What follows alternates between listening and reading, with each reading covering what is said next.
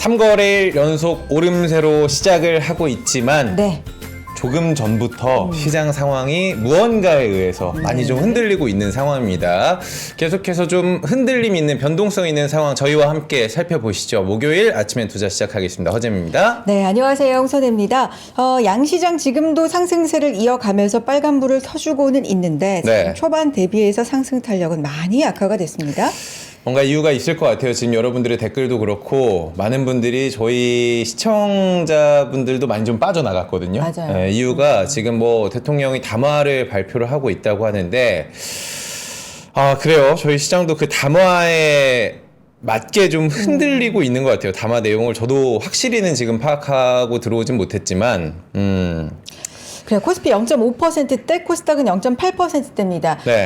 오늘 사실 사흘 연속 반등해 줄 수 있을까? 이런 기대감, 우려감 반 뭐 이렇게 있었는데 맞아요. 지난 밤에 또 기술주가 미국에서 상당히 잘 갔습니다. 너무 잘 갔어요. 네, 나스닥이 사상 처음으로 2만 2만 선을 돌파했고요. 역사적인 일이에요. 테슬라 이야기를 안 할 수가 없는 게 그렇죠.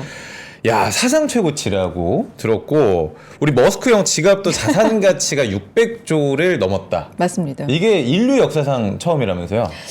테슬라 진짜 무섭게 오르고 있어요. 네. 엿새째 랠리고요. 4%대 올랐고 일론 머스크 자산 가치가 뭐 600조 말씀하셨지만 엄청나네요, 진짜. 600조에서 조금만 내가 가져가도 모르지 않을까? 그러면 안 되지. 안 된가? 예. 그러니까 주식을 잘하면 되죠. 제가 테슬라 주식 그러니까, 꼭 네. 저는 들어가면 또 빠지기 시작하는데 여러분들이 저를 지표로 좀 이용을 해주시길 부탁을 드려보도록 하겠습니다. 그래요. 오늘 원래 목요일은 네. 여러분들의 주식 상담을 해드리는 목 빠지는 주식 상담소인데 이번 주 쿨지훈 부장님 화요일 날 나왔습니다. 나와주셨어요. 그렇기 때문에 네. 오늘 뉴페이스를 저희가 좀 모셔보도록 하겠습니다. 선혜 씨 요즘에 투자했을 때 가장 좀 관심 있는 섹터 트렌드 어디일까요? 뭐 너무나 뭐 오래된 얘기지만 AI AI 열풍은 아직 끝나지 않았다. 근데 땡. 여기에다가 양자 컴퓨터. 국내 정치야, 국내 정치. 요즘에. 국내 네. 정치. 내가 그걸 그걸 차치하면 AI 정답입니다. 하도 이제 저도 미국 주식 보고 네. 오고 막 이랬는데 어. 그렇죠. 제일 중요한 건 우리 국내 상황이죠. 일단은 우리나라가 좀 잘 살아야 되는데 그거 맞아요. 차치하면 지금 AI 굉장히 많은 분들이 관심 갖고 계시고 맞습니다. 플러스 양자 컴퓨터. 그래서 AI 섹터 오늘 종목 이야기냐 하시는 분들이 계시는데 아닙니다. 오늘은요. AI에게 물어보는 투자 전략, 네. AI에게 도움받는 투자. 저희가 이야기를 좀 나눠보도록 하겠습니다. 이른바 AI에게 물어봐. 이제 이런 거 AI에게 물어봐야 돼요. 네, 했습니다.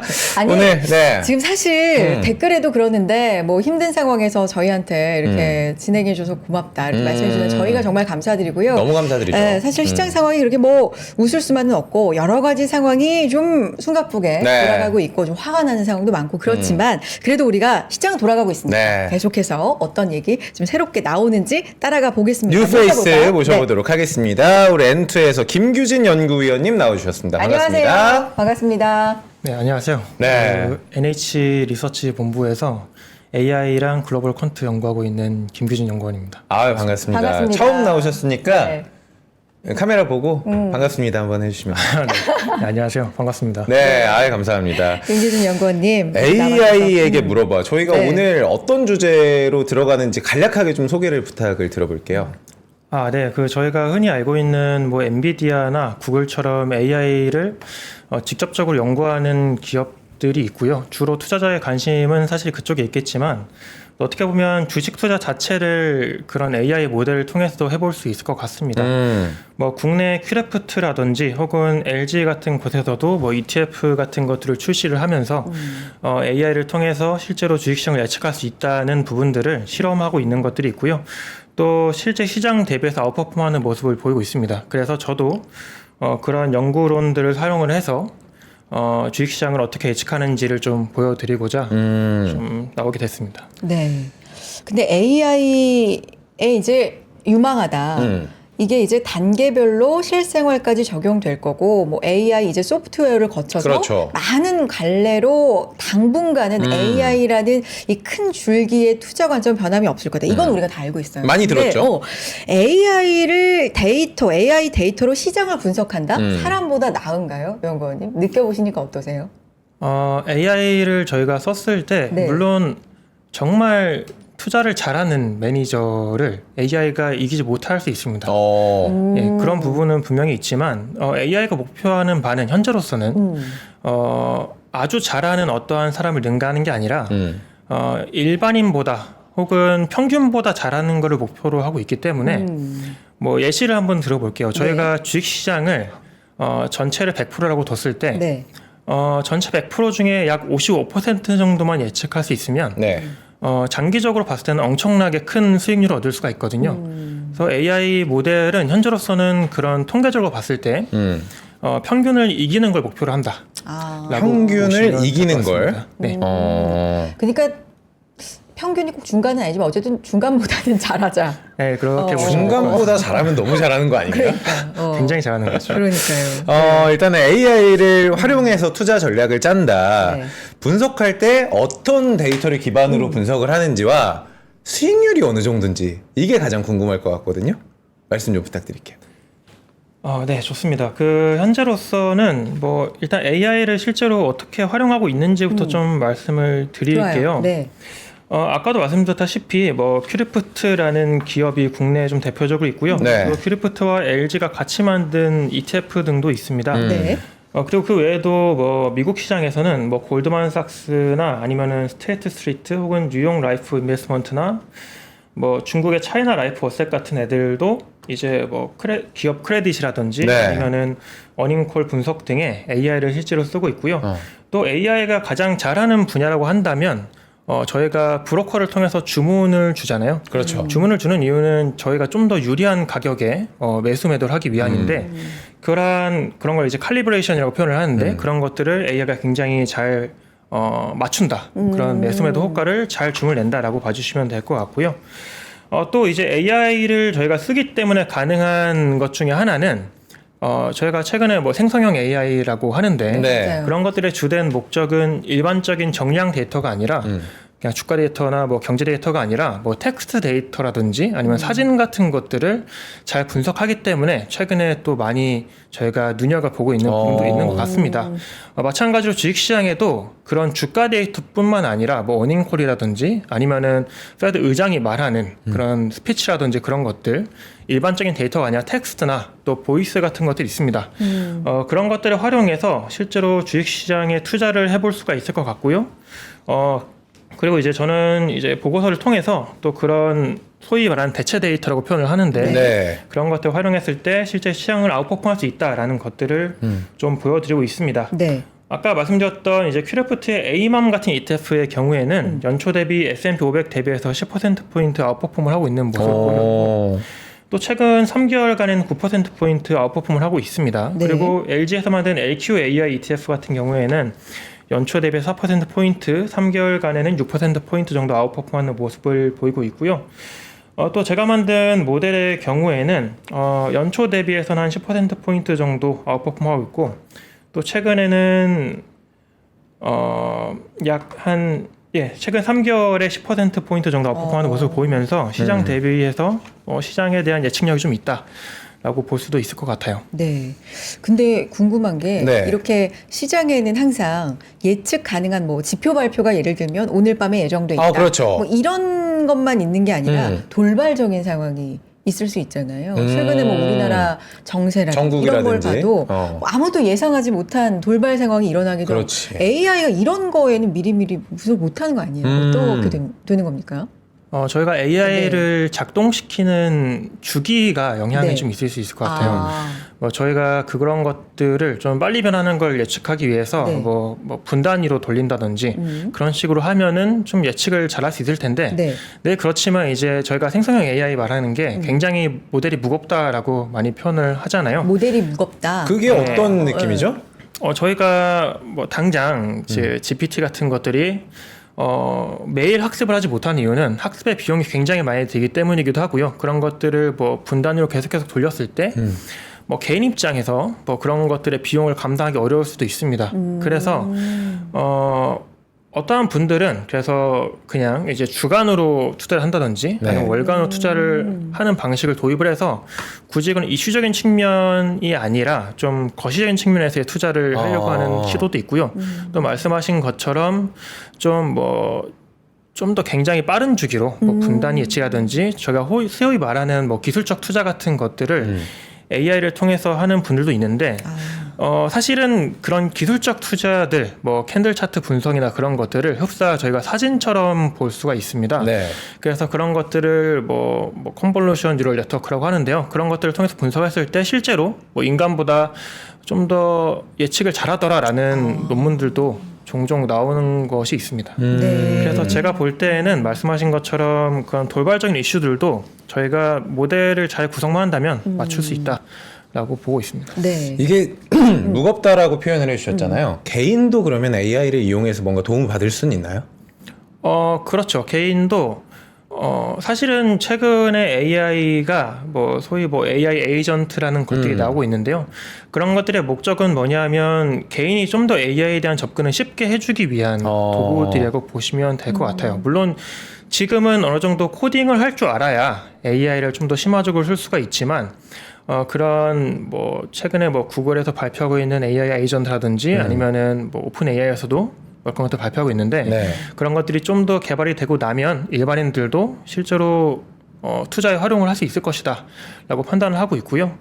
또 제가 소속한 NH투자증권의 경우에도 그러한 AI 서비스들을 출시를 많이 하고 있기 때문에 좀 찾아보시면 좀 도움을 받으실 부분들이 있다라고 좀 말씀드릴게요. 네. 그래요. 네.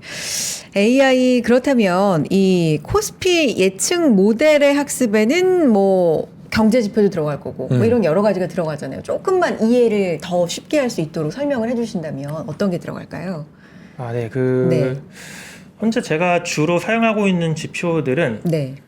경제 지표와 이제 펀더멘털 지표라고 해서 코스피의 배당 성향이라든지 단기 수익, PER, PBR 등도 보고 있고요. 그러니까 이런 것들을 다 데이터를 넣는 거예요. 그렇죠. 데이터를 일단 전부 다 네. 넣는 거죠. 물론 그런 것들이 최근에 효용이 없다고 보는 의견도 있지만 그런 것들을 놓칠 수도 있잖아요. 그렇죠. 놓치는 건 더 안 좋기 때문에 최대한 다 넣으려고 노력을 하는 중이고요.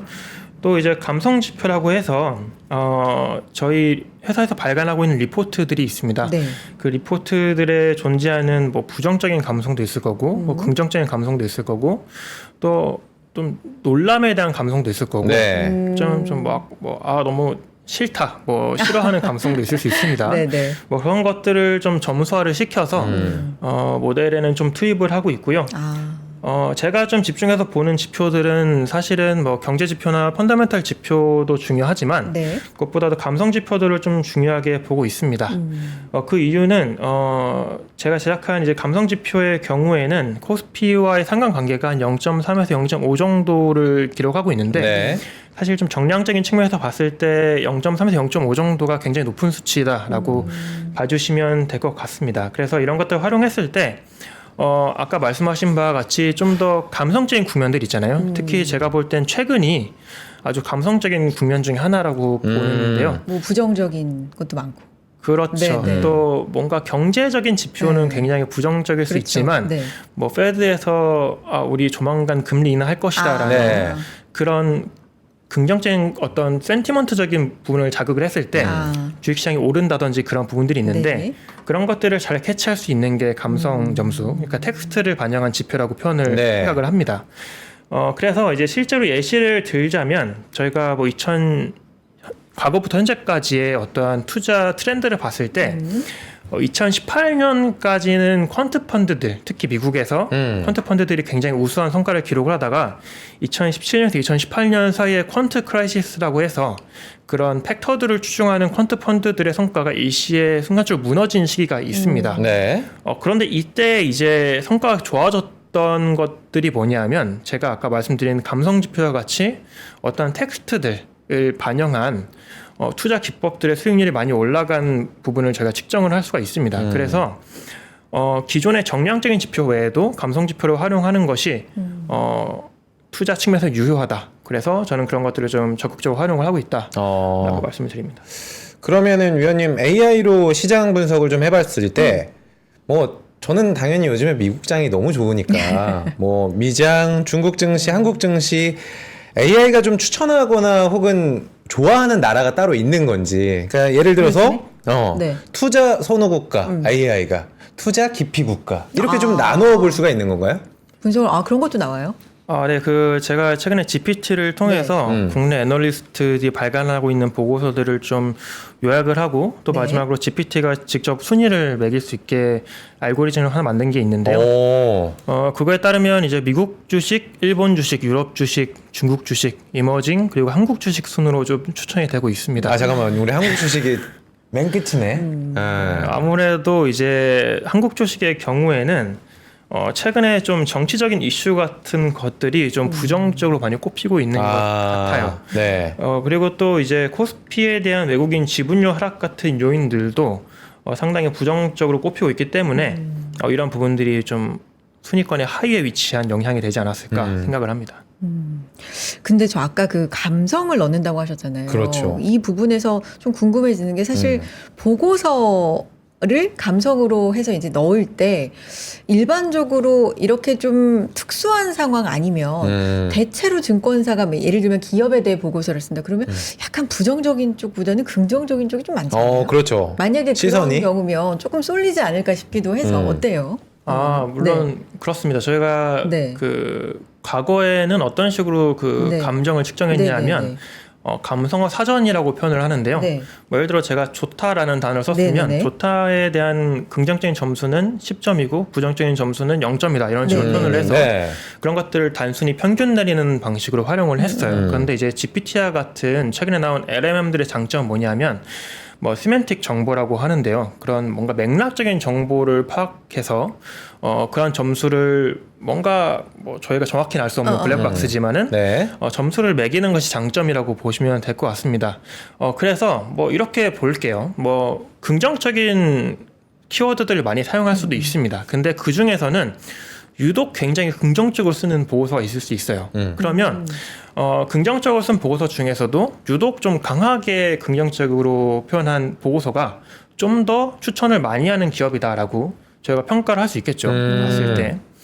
그런 것들을 사실은 최근에 LMM들이 잘 잡아내기 때문에 그런 부분에 있어서는 저는 걱정을 좀 덜하는 부분이 있습니다. 그게 좀 굉장히 그 감성도 촘촘하게 나눠서 긍정 중에서도 초긍정이냐 뭐 굉장히 좀 촘촘하게 나눠서 본다 이렇게 쉽게 이해하면 돼요. 예, 그렇게 봐주시면 될 것 네. 같고요. 또 한 가지 그 재밌는 측면을 네, 말씀을 드리자면 뭐 누구를 특정하는 건 아니지만 네. 어떠한 분의 경우에는 뭐 인간 지표라고 표현을 하는데 네. 계속해서 반대되는 의견을 내는 사람도 있을 수 있어요. 네.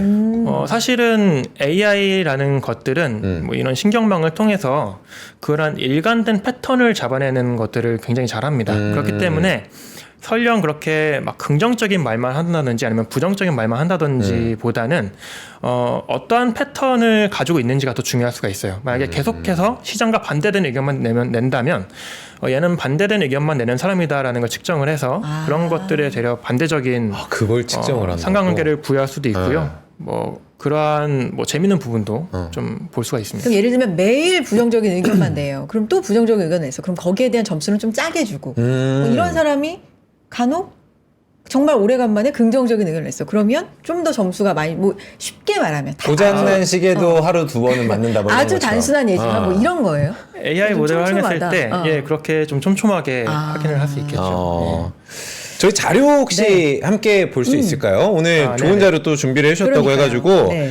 국가별로도 저희가 봤는데 스타일도 한번 체크를 해보도록 하겠습니다. 종목이나 우리가 섹터를 봤을 때 네. 이런 분들이 있어요. 나는 모멘텀이야. 나는 가치야. 나는 배당이 중요해. 이런 분들이 있잖아요. 그럼요. AI는 뭘 선호하는지 그것도 한번 알려주시면 좋을 것 같아요. 네, 그 추천 순위별로는 성장 스타일이 최근에 순위가 좀 상승한 것을 볼 수가 있습니다. 최근에 이제 2025년 관련된 그 보고서들이 많이 나왔는데 2025년에 대해서는 사실은 금리나 환경이 좀 조성될 것으로 보이고 있고 또 미국의 경우에는 특히 세금이나 물가 완화에 대한 비용적인 효과를 저희가 좀 기대하고 있기 때문에 네. 특히 미국 시장의 경우에는 성장주에 긍정적일 것이다라는 키워드들이 많이 제시가 됐고요. 그에 따라서 성장 스타일이 많이 상승을 했다고 보시면 될 것 같습니다. 그리고 두 번째는 퀄리티의 순위가 많이 상승을 했는데 퀄리티의 경우에는 그동안 논테크 업종에 사실은 그러니까 테크 업종에 사실은 많이 관심이 집중이 됐었죠. 그런데 이제 아까 말씀드렸다시피 뭐 금리 인하 환경이라든지 뭐 세금이나 물가 완화는 논테크 업종에도 우호적인 환경을 좀 제공해 준다라고 봐주시면 될 것 같고요. 네. 또 국내의 경우에는 배당 수익률과 외국인 지분율 등의 지표가 사실은 최근에 좀 중요한 부분이 될 수 있기 때문에 그런 부분에 있어서 퀄리티 스타일이 좀 더 유효할 것이다라는 제시를 하고 있습니다. 그리고 마지막으로 모멘텀 주식이 순위가 많이 하락을 했는데 네. 이런 경우에는 최근에 사실은 국내 리서치 회사에서는 그런 것들을 좀 주의하고 있어요. 그 미국의 모멘텀이 좀 지나치게 많이 상승한 것이 아니냐라는 말을 하고 있고 또 국내 시장의 경우에는 모멘텀 팩터의 수익률이 그렇게 좋지는 않습니다. 국내 시장은 순환매가 좀 강한 시장이기도 해서 그런 부분에 있어서 모멘텀에 대한 키워드는 조금 부정적으로 제시를 하고 있는 것으로 보입니다. 네. 알겠습니다. 잠깐만 확인하고 갈까요? 네. 국내 시장 상승세는 이어가는데 상승폭 많이 축소하고 있고요. 많이 줄었네요. 네. 코스피가 0.3%, 0.4%가량 오르고 코스닥도 비슷하게 0.4%대 올라주곤 있는데 상승폭 네. 많이 축소했습니다. 아시겠지만 대통령 담화가 있었습니다. 네, 그 발표 이후에 코스피 코스닥 장 초반 상승분을 상당히 많이 좀 반납을 한 상황이고요. 네. 주요 내용 같은 경우는 뭐 여러 가지 얘기가 있지만 결과적으로 탄핵을 감수하면서 끝까지 싸우겠다 이런 내용의 담화를 발표를 했고 불확실성 지속적으로 시장은 좀 해석을 한 감이 결과를 보면 있는 것 같아요. 그래서 상승폭을 좀 많이 줄였고요. 자, 외국인 저희, 매도도 계속 출회가 되고 그러니까요. 있네요. 네. 그러니까 우리 댓글창에서 뭐 이런 분들도 계세요. 네. 경제 방송에서는 굳이 뭐 정치 이야기를 해야 하느냐. 근데 뭐 저희가 우스갯소리로도 얘기를 하지만 요즘엔 정치라는 게 너무 우리 시장을 흔들고 있는 상황이기 때문에 여러분들이 지금 다양한 의견 올려주고 계십니다. 근데 네. 와, 지금 그 담화로 인해서 트리거 포인트가 돼가지고 이렇게 쭉 또 시장이 흔들리고 있다라는 게 어떤 걸 반증하는지는 많은 분들이 좀 느껴봤으면 좋겠다라는 생각을 조심스럽게 전해봅니다. 이건 개인적인 의견이었고요. 계속해서 이어가 보도록 하겠습니다. 자, 이렇게 정치적인 불확실성 뭐 지속되면서 시장에도 좀 뉴스 하나에도 이렇게 민감하게 흔들려요. 반응을 네. 하는 시장 상황이 좀 이어지고 있는데 그래서 이 얘기를 또 안 여쭤볼 수가 없습니다. 이런 정치적 불확실성으로 어려운 시장에서 주목할 만한 업종은 뭐가 있는지 그렇죠. 이것도 AI가 순위로 좀 제시를 해주는지 이 부분도 최근에 좀 돌려보시고 물어보셨어요. 어떠세요, 의원님? 예, 그 네. 업종에 대한 순위도 추천을 좀 드리고 있는데요. 네. 사실은 최근에 리서치 하우스에서는 GPT를 통해서 분석을 했을 때 소프트웨어 같은 것들이 가장 높게 추천이 되고 있습니다. 소프트웨어가 높게 추천이 되는 이유는 아무래도 AI 소프트웨어에 대한 관심도 때문일 것으로 보이고요. 네. 최근에 소프트웨어 확산으로 인해서 AI 하드웨어가 그동안에 좀 관심이 있었다면 주도주가 소프트웨어로 교체가 될 것이다라는 의견들이 많이 발생하고 있습니다. 네. 그리고 2025년에는 아까도 말씀드렸지만 뭐 AI 에이전트라는 것들이 있는데요. 뭐 그런 에이전트들을 활용했을 때의 특징은 뭐냐면 AI를 굉장히 많이 구동을 해야 돼요. AI에 대한 소모가 일반 개인이 활용했을 때보다 훨씬 더 커지기 때문에 뭐 그런 클라우드에 대한 사용이라든지 그런 것들이 굉장히 크게 증가할 수가 있습니다. 그래서 이제 뭐 클라우드를 중심으로 해서 AI 소프트웨어가 좀 강한 주가 흐름을 보일 것이다라고 예상을 하고 있고요. 또 그 다음으로는 2차 전지의 상승세가 조금은 보입니다. 2차 전지가 최근에 상승한 이유는 네. 2025년에 대해서 어느 정도는 긍정적인 키워드들이 발생했기 때문인데 뭐 유럽의 CO2 배출 규제 강화라든지 또 중저가 모델 확대 그리고 독일 전기차 인센티브 확대 같은 요인들이 아무래도 2025년에 중국의 글로벌 전기차 판매에 대한 어느 정도는 긍정적인 키워드를 제시하고 있는 것 같습니다. 근데 사실은 그에도 불구하고 네. 2024년까지 정책 불확실성의 요인들도 있고 또 연말 재고 조정 등의 일회성 요인 등이 좀 있기 때문에 사실은 아주 리스크 요인이 없다라고 보고 있지는 않은 점이 좀 제한적인 순위 상승의 요인으로 보이고요. 그리고 말씀드렸지만 IT 하드웨어는 여전히 좀 강한 순위를 보이고 있습니다. 네. 그래서 IT 하드웨어 같은 것들, 특히 저희 AI 핸드폰이라고 표현을 하죠. 그런 것들에 대한 관심도는 지속적으로 유지를 해주시는 부분이 좋다라고 키워드들을 제시를 하고 있고요. 네. 위원님 지금 순위가 혹시 언제 지금 AI가 평가를 한 건가요? 시기상으로 봤을 때? 어제까지 나온 보고서. 어제까지요? 최근이네요. 전 생각보다 조선이나 은행 이쪽이 금융주들도 앞쪽에 있을 거라고 생각했는데 또 AI는 뒤쪽에 15, 16으로 세팅이 돼 있네요. 네. 계속해 주시죠. 네네. 아까 말씀드린 조선의 경우에는 순위가 일부분 상승을 하긴 했습니다. 네. 그런데 이제 조선의 경우에는 수주 증가세 같은 것들을 2025년에 굉장히 긍정적으로 평가를 하고 있어요. 그런데 최근에 일종의 신조선가 하락이나 운임 하락이나 그런 요인들을 어느 정도는 아직은 리스크 요인이 잔존하고 있다라고 평가를 하고 있는 것 같고요. 은행 경우에는 아무래도 밸류업 이슈 등이 영향을 좀 미칠 것 같은데 네.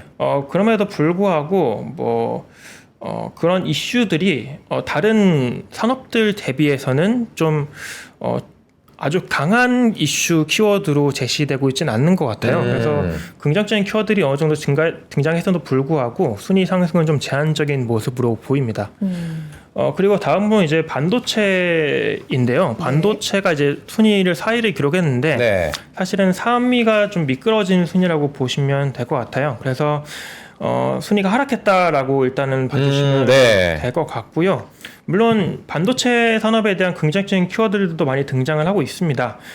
최근에 적극적인 공급 조절이라든지 공정 전환의 영향 등이 좀 긍정적이라고 보고 있고 또 최근에 CXL이라든지 HBM 같은 것들 그리고 ASIC나 데이터 센터 네트워크 유리기판 실리콘 포토닉스 등을 좀 주목해야 될 산업군으로 좀 보고 있음에도 불구하고 중국의 공격적인 레거시 메모리 수급 등이 좀 부정적으로 계속 평가가 되고 있어요. 이런 부분들은 지난 하반기부터 계속해서 나오고 있는 키워드들인데 그 키워드들의 부정성이 아직은 유지되고 있는 측면에서 볼 때 그리고 좀 긍정적인 키워드들이 아무래도 좀 제한적이다라는 측면에서 볼 때 좀 순위 하락을 좀 유의하실 필요는 있다라고 판단을 합니다.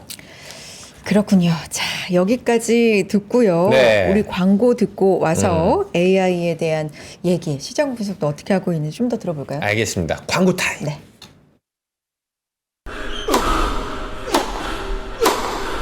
멋있다.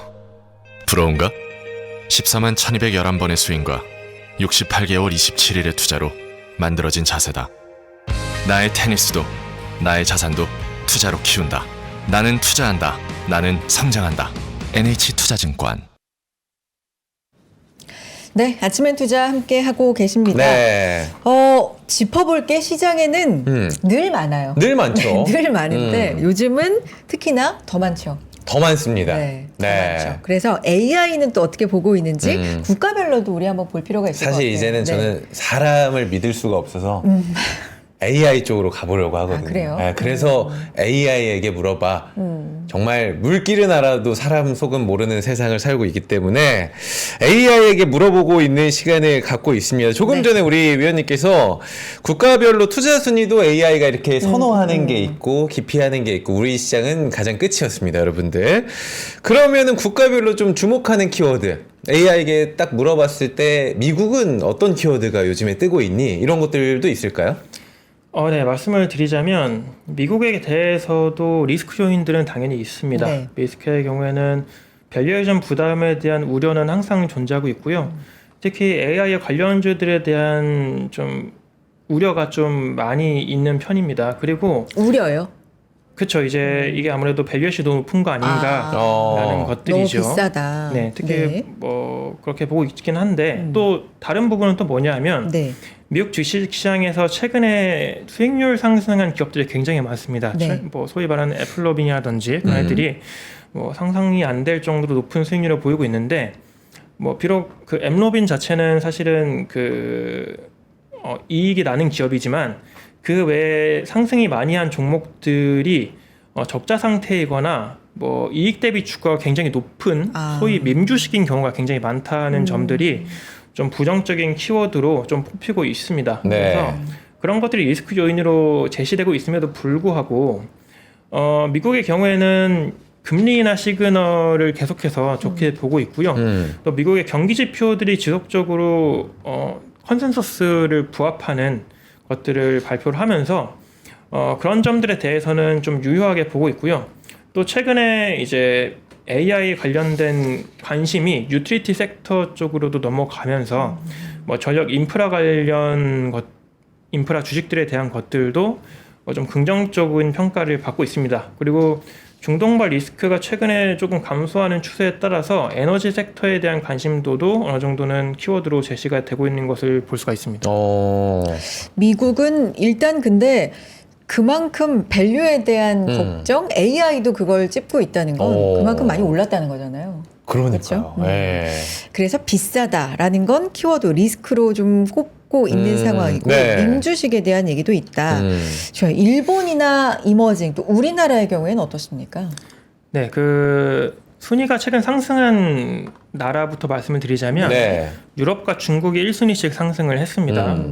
유럽의 경우에는 사실은 독일에서의 지수가 닥스 지수가 2024년에 15% 정도 상승을 했어요. 그래서 이런 요인들은 독일 기업들의 매출 상승에 의한 결과인데 사실은 이러한 매출 상승이 독일 외에서의 매출 상승이라는 지적이 있습니다. 그리고 유럽 내부의 실물 경제 자체는 좀 좋지 않다라는 리스크 요인이 있기는 하지만 사실 ECB를 통한 연속 금리 인하 자체 등이 좀 긍정적 평가를 받음에 따라서 유럽의 경우에는 좀 그 금융주 위주로 좀 투자 기회가 있을 것이다라고 판단을 하고 있고요. 금융주. 네. 오늘 밤에도 ECB가 어쩌면 금리 인하를 또 그렇죠. 할 수도 있는데 유럽에서는 또 그런 금융주, 부분을 네. 금융주를 또 주목하고 있고요. 다음은요. 그리고 이제 중국이 1순위가 상승을 했는데요. 네. 최근에도 이제 어떤 부양책들을 계속해서 발표를 하고 있죠. 그래서 그런 점들에 있어서 중국의 주식시장 변동성이 계속해서 상승을 하고 있는데요. 뭐 트럼프 당선의 이슈가 아무래도 리스크 요인으로 지적이 되고 있긴 하지만 재정 부양책 발표라든지 뭐 지방정부 부채 한도를 늘린다든지 2028년까지 약 8천억 위안 정도를 음성부채 차원에 상향하기로 했다든지 그런 점 등이 아무래도 중국 정부의 좀 부양 의지로 좀 꼽히면서 네. 이런 점들이 순위를 높이는 그런 키워드로 제시가 된 것 같습니다. 네. 부양책. 부양책에 대해서는 우리나라도 뭔가 약간 쇠를 받을 수 있을까 이런 기대감도 좀 있는 상황인데 우리나라 안 들어볼 수가 없는데 아무래도 뭐 정치 리스크라든가 이런 것도 들어봐야죠. 네네네. 들어봐야죠. 꼽히니까. 키워드 주목할 키워드 한국 시장입니다.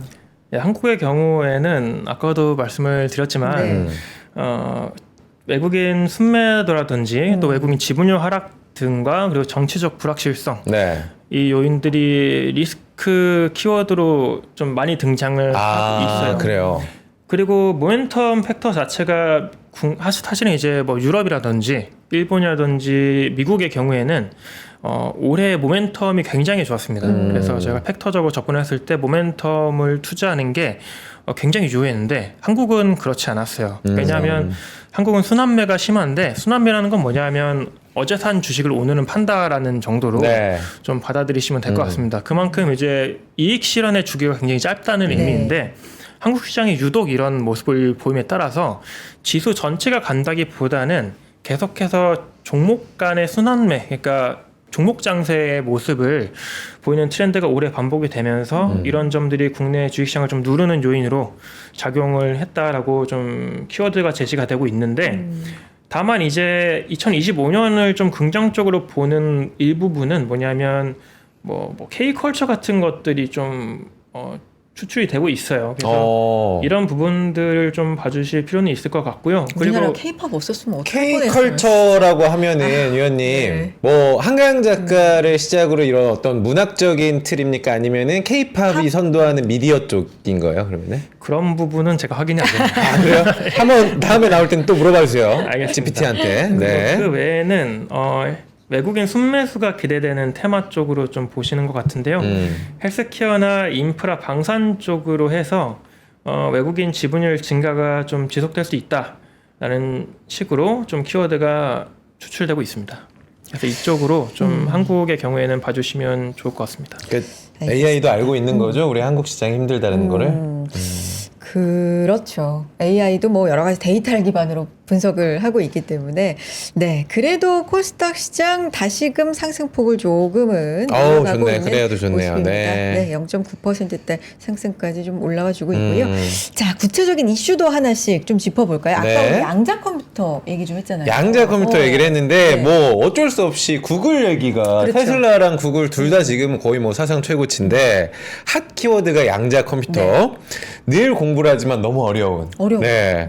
일단 구글이 자체 개발한 양자체 윌로우를 장착해가지고 뭐 주목을 받고 있는데 어떻게 봐야 할까요? 그러니까 양자 컴퓨터 개발이 AI 산업에 영향을 많이 줄 것 같긴 하거든요. 제가 볼 때는. 어떨까요? 아니 근데 위원님 저 어제 이 뉴스 보고 십자년이라 그래가지고 십자 들어봤어요? 자가 뭐지? 이래가지고 나 누가 저한테 욕하는 줄 알고 너무 좀 상스러운 거야 그 말이. 아니 상상도 못했는데 난 그거는 진짜 그렇게 생각했어요. 10자년 이렇게 하니까 무슨 말이야? 아무튼, 자가 뭐야? 10에 뭐 24제곱, 승에, 25제곱 뭐 이 정도라고 하는데 상상도 못할 만한 그 연도가 걸리는 계산을 5분 만에 한다. 아, 양자 컴퓨터가 뭐길래 뭐 뭔가 이런 위원님은 똑똑해 보여서 알 것 그러니까. 같아. 알 것 같아. 아까 우리 댓글창에도 샤프하시다고 뭐 그런 댓글도 어쨌든 있었는데 알려주세요. 좀 알려주세요. 쉽게. 네, 저희가 양자 컴퓨터라고 하는 것을 그냥 간단하게만 좀 네네. 설명을 드리자면 저희가 이제 실험이라고 하는데요. 빛을 저희가 관측하는 상태에서 쏘면 입자처럼 행동을 합니다. 저희가 그냥 점을 하나 쏘는 것처럼 행동을 하는데 관측을 안 하는 상태에서 쏘면 흡사 파동처럼 이렇게 넓은 범위에 어떠한 확률적으로 점이 박혀요.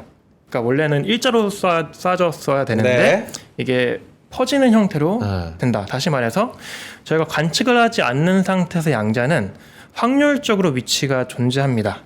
그 이유는 왜 그렇냐 하면 저희가 혹시 슈레딩거의 고양이라고 혹시 들어보셨나요? 들어는 봤어요. 예, 그걸 예를 보시면 어떠한 상자에 뭐 독이든 케이크랑 고양이를 같이 넣었을 때 이 고양이는 죽었는지 살았는지 알 수 없다라는 표현을 하는데 사실은 그건 이제 알 수 없다의 개념이 아니라 이 고양이는 죽은 상태와 살아있는 상태가 동시에 존재하는 소위 중첩 상태에 있다라는 그런 표현입니다. 그래서 그렇게 보시면 될 것 같아요. 양자라는 것들은 상태가 정해져 있는 게 아니라 그 상태가 중첩돼서 동시에 존재한다라고 보시면 될 것 같은데요. 네.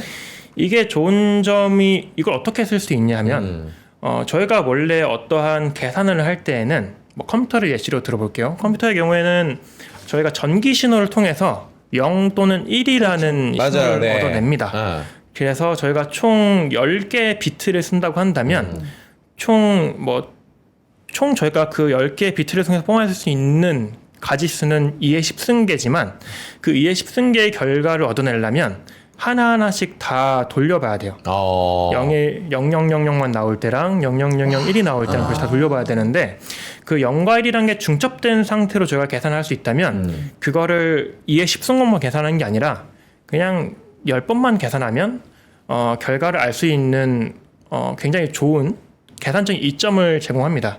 그래서 양자 컴퓨터는 그렇게 저희가 일일이 샘플링을 해봐야 될 상황들을 한 번에 처리해주게 해주는 아주 좋은 도구다라고 봐주시면 될 것 같아요. 뭐 예를 들어 보자면 비트코인이 2의 256승계의 해시 함수를 풀어야 파괴할 수 있다라고 표현을 하는데요.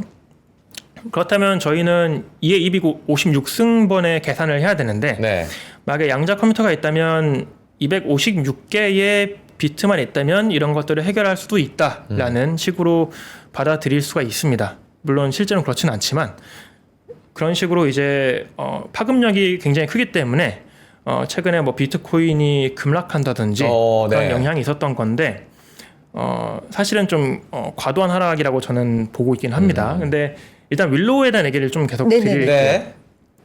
윌로우의 장점은 뭐냐면 구글에서 양자 컴퓨팅의 개발을 총 6단계의 마일스톤을 제시를 했어요. 네. 그래서 1단계는 뭐냐면 양자 컴퓨팅을 썼을 때 기존 컴퓨팅보다 좀 더 훨씬 더 계산적인 우위를 가져갈 수 있다라는 게 마일스톤 1이고요. 최근에 이제 좀 극복했다고 표현하는 마일스톤 2는 뭐냐면 양자라는 것이 이제 상태가 중첩돼 있다고 표현을 드렸잖아요. 네, 맞아요.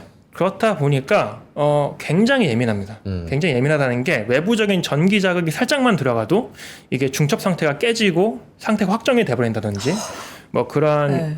요인들이 있어요. 오. 그래서 에러가 많이 발생할 수밖에 없다라고 네. 볼 수가 있는데요. 그 에러를 수정을 해줘야 됩니다. 근데 그 에러를 수정하는 방법들이 기존에 뭐 저희가 뭐 와이파이 같은 것들을 사용을 하잖아요. 네. 혹은 뭐 3G 네트워크 같은 것들을 사용을 하는데 그런 것들이 당연히 저희가 예를 들어 뭐 핸드폰을 할 때 핸드폰을 많은 사람들이 사용을 하지 않습니까? 그래서 여러 가지 잡음이 섞여요. 그래서 그런 전자기파는 에러가 많이 생기는데 그런 것들을 저희가 온전히 통화를 하고 카톡을 주고받을 수 있는 이유는 그런 것들을 저희가 좀 비트를 추가를 해서 그러니까 그런 것들이 맞는지 안 맞는지를 확인할 수 있는 정보를 추가를 해서 그런 것들을 통해서 에러를 수정하기 때문에 가능한 겁니다. 네. 그래서 이런 양자의 큐비트도 비트와 비슷한 개념이기 때문에 그 큐비트가 틀렸는지를 맞았는지를 확인할 수 있는 큐비트를 추가를 해서 그런 에러를 수정하는 시도를 하게 되는데요. 네. 근데 여기서 문제는 뭐냐면 저희가 기존의 에러를 수정할 때에는 얘가 틀렸는지 안 틀렸는지를 일일이 확인해 볼 수가 있어요. 얘가 0인지 지금 0인지 1인지를 일일이 네. 확인해 볼 수가 있어요. 근데 양자 중첩 상태를 말씀을 드렸잖아요. 그거 헷갈리겠네. 그게 중첩이 돼 있는 상태는 저희가 확인하는 순간 깨집니다. 확인하는 순간 중첩 상태가 없어져요. 그래서 저희가 그 에러가 틀렸는지 맞았는지를 확인하면 안 됩니다. 그 순간 양자 중첩이 깨지기 때문에. 네. 그래서 그 에러 수정이라는 것들을 확인하지 않는 방법을 통해서 뭔가 좀 양자 얽힘이라는 개념이 있는데요. 그런 것들을 통해서 수정을 하게 됩니다. 근데 양자 얽힘은 이건 설명을 하지 거기까지 않을게요. 하시죠. 지금 위원님 네, 최대한 쉽게 설명해주고 계신 거죠? 네. 지금 굉장히 노력해주고 왜냐면 계신. 위원님 저는 아까 에러 나왔을 때부터 제 뇌에 에러가 왔어요. 지금 네. 어떤 분께서 다들 문과인가? 뭐 이런 분이 있으면 맞아요. 우리 문과 나왔어. 아니 나는 내 스타일이 밥김님인데 그래서 양자가 뭐야? 난 친자는 안다고. 난 이런 스타일이야 나는. 뭐라는 건지 하나도 모르겠지만 올라가면 좋고. 이거 위원님 잘못이 내려가면 아니라 나쁘고. 저의 그러니까. 잘못인데 나는 선혜 씨한테도 끝나고 물어보려고 했거든. 아니, 그래서 뭐래요? 아니요, 약간. 저도 지금 약간 한계가 와가지고 위원님 그래서 이 양자는 저희가 따로 한번 또 공부를 알겠습니다. 해볼게요. 진짜냐? 죄송합니다. 그러니까 그래서 이 AI가 이 산업에 대해서 맞아. 좋대요. 예, 긍정적으로 봐요 지금. 결론만 빠르게 말씀드릴게요. 그 윌로우가 좋은 점은 네. 그 네. 에러 커렉션을 이 윌로우가 굉장히 효과적으로 수행을 하는데 그네. 그럼 잘하는 거네 윌로우가. 이렇게 굉장히 효과적으로 수행하는데 여기서 확인한 건 뭐냐면 네. 에러 커렉션을 할 때 큐비트를 원래 늘리면 늘릴수록 불안정했는데요. 큐비트를 늘리면 늘릴수록 에러 커렉션이 더 좋아지더라라는 그런 것들을 보여줬습니다. 다시 말해서 저희가 큐비트가 1000개 이상이 됐을 때 유의미한 양자 컴퓨팅을 할 수 있다고 표현을 하는데요. 지금 이 구글에서 100개의 큐비트를 활용을 했을 때 실제로 양자 컴퓨팅이 가능하다라는 걸 보여준 거예요. 네. 그래서 우리가 1000개의 마일스톤까지 갈 수 있는 가능성을 보여준 게 최근에 이제 윌로우의 그 의의다라고 봐주시면 될 것 같습니다. 그런데 이제 이게 AI의 산업에 영향을 미치는 이유는 뭐냐면 네. 최근에 그 인더스트리얼 앤드 커머셜 뱅크 오브 차이나에서 어떠한 논문 하나 발표한 게 있는데요. 네. 그 양자 컴퓨팅을 통해서 이제 어떤 주식 시장을 예측하는 AI 알고리즘을 돌렸을 때 네. 주식 시장을 얼마나 잘 예측할 수 있는가에 대한 논문인데요. 그게 보시면 양자 컴퓨팅을 썼을 때의 장점은 뭐냐면요. 제가 일일이 이게 0001인지 0001인지를 하는 게 아니라 한 번에 할 수 있다 했잖아요. 네. 그런 것들이 AI와 같은 그런 여러 가지 시행을 돌려야 되는 경우에 계산적인 이점을 많이 부여를 합니다. 그렇기 때문에 좀 더 그 AI 학습하는 시간을 줄일 수가 있고요. 거기서 나오는 AI 학습하는 도중에 여러 가지 또 에러들이 많이 발생을 하는데 그런 것들을 좀 줄일 수 있는 것으로 보여집니다. 그에 따라서 그냥 단순히 저희가 똑같은 알고리즘을 GPU를 통해서 돌렸을 때에 대비해서 그런 AI 칩을 통해서 그 양자 컴퓨팅을 통해 돌렸을 때 네.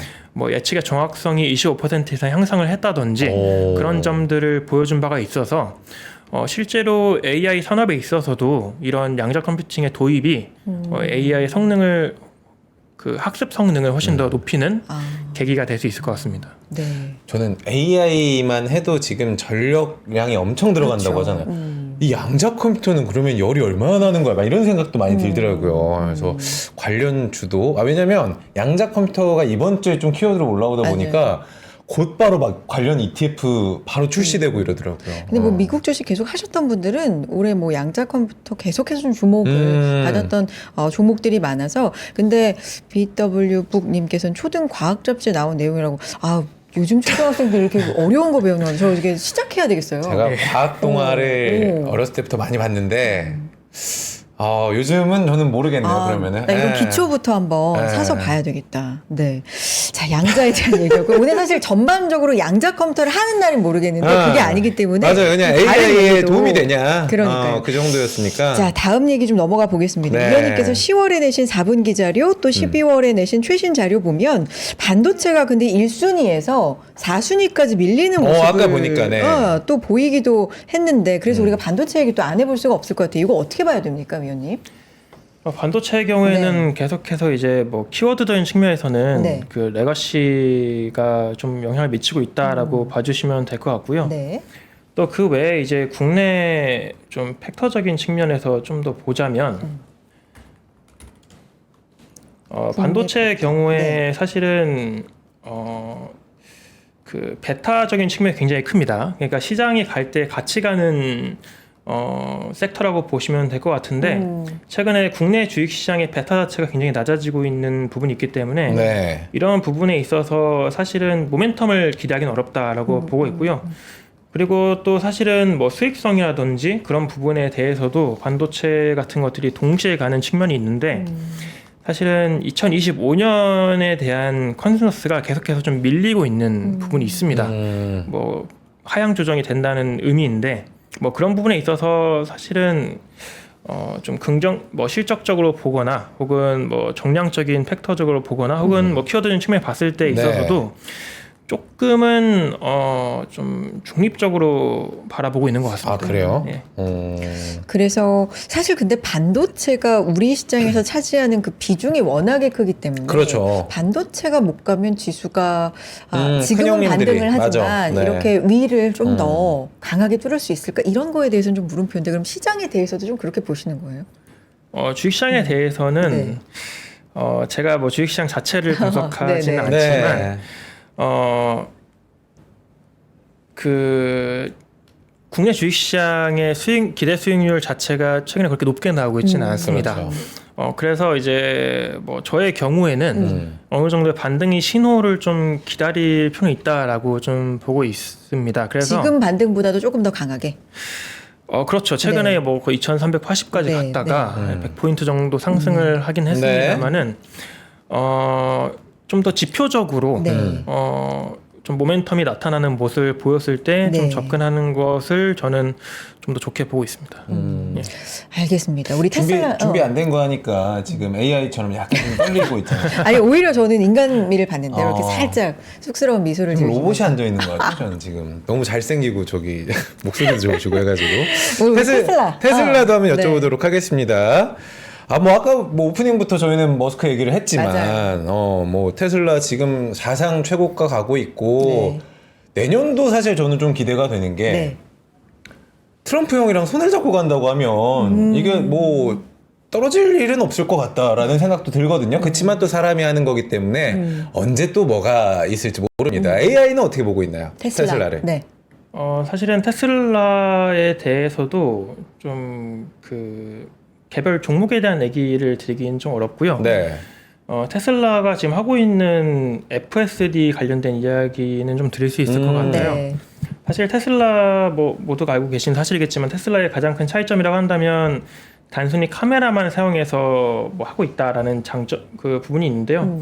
그런 카메라를 통해서 하는 것들이 사실은 최근에 좀 예상보다 훨씬 더 높은 성능을 보이고 있는 것들을 좀 좋게 보고 있고요. 네. 또 최근에 FSD가 나왔는데 FS13이 나왔죠. 그런 네. 부분들이 뭐 주차라든지 뭐 혹시 동영상을 보셨는지 모르겠지만 주차라든지 후진 같은 부분들에 있어서 굉장히 스무스하게 작동하는 모습을 볼 수가 있습니다.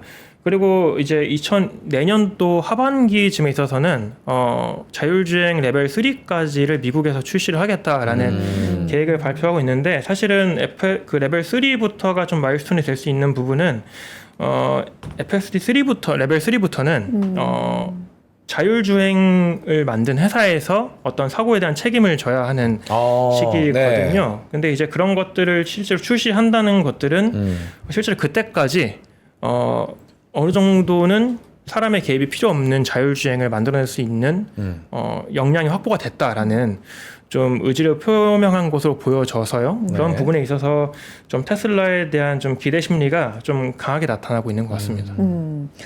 그래요. 테슬라 뭐 산업에 대한 분석도 분석이지만 말씀하신 것처럼 머스크도 트럼프 당선 이걸로 힘을 받으면서 그 이후에 정말 질주하고 있는 맞아요. 테슬라였습니다. 산업 얘기 해봤고요.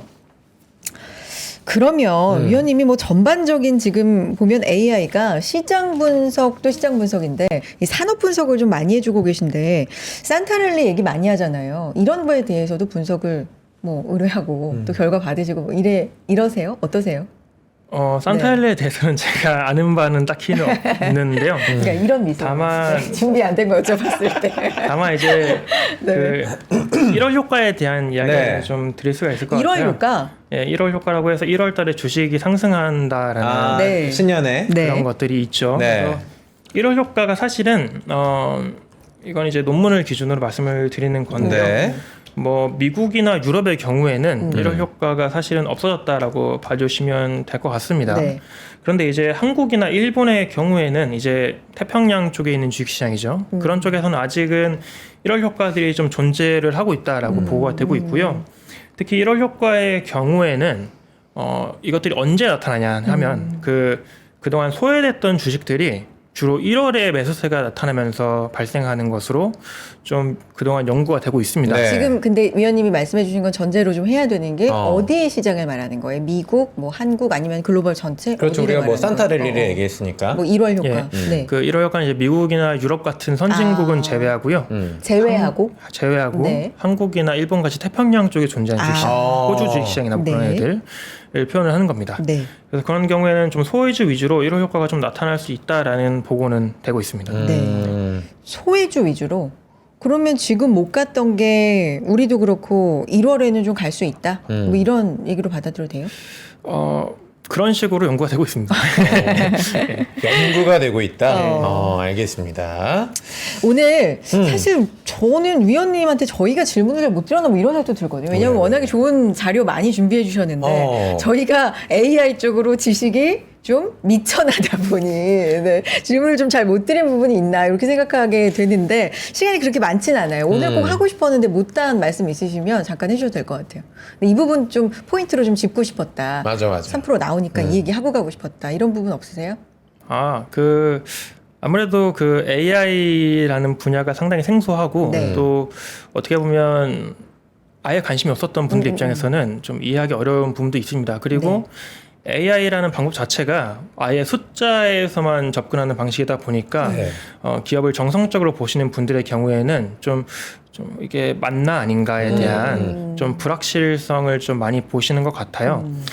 하지만 이제 그럼 불구하고 이제 아까 말씀드린 뭐 GPT를 통한 네네. 뭐 텍스트 키워드 분석이라든지 그런 것들을 통해서 좀 AI를 통해서도 좀 정성적인 분석을 할 수 있다라는 부분들을 좀 제시해 드리고 있고요. 네. 또 단순히 숫자만 활용하는 방식이라고 할지라도 최근에 말씀드린 뭐 ETF들이나 아니면 뭐 제가 발표하고 있는 모델 등을 통해서 어느 정도는 시장과 시장을 잘 예측하는 모습을 보인다라는 것들을 좀 봐주시면 어느 정도는 뭐 AI를 통한 투자도 한번 고려해 볼 수 있지 않을까라고 생각을 해주시면 좋을 것 같습니다.